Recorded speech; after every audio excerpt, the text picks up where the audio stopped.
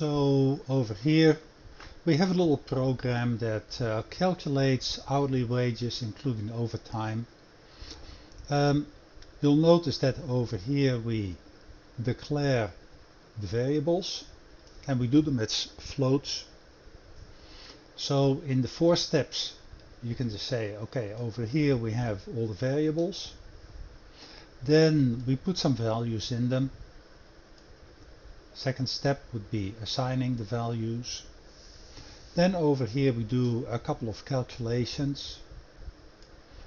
We calculate the regular wages with the base rate pay rate multiplied with the regular hours. Overtime hours multiplied with overtime pay rate. You get your overtime wages and you add the two together and you get your total wages. And then over here the output to the user is the 4th step, displaying the total wages. And we can just run this and we get a single line of output that we see as the user.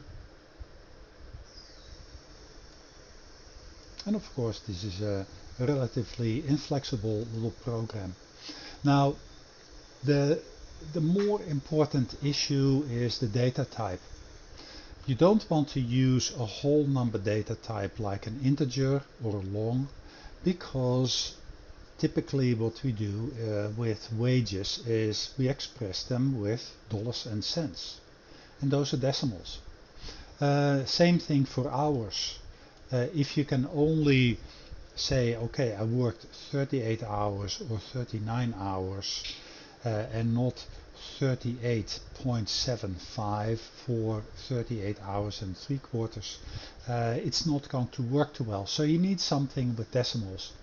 Now a float will typically be good enough for things like hours or pay rates. You could also think of doubles. It will allow a larger range of numbers, which will probably don't need, and more precision.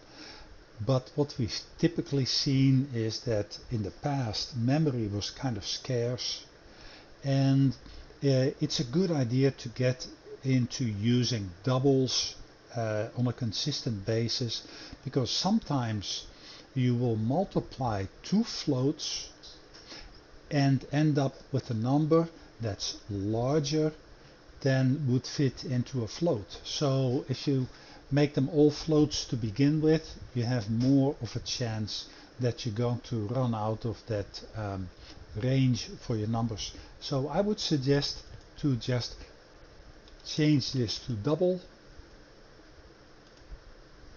and do the multiplication, and you get exactly the same numbers.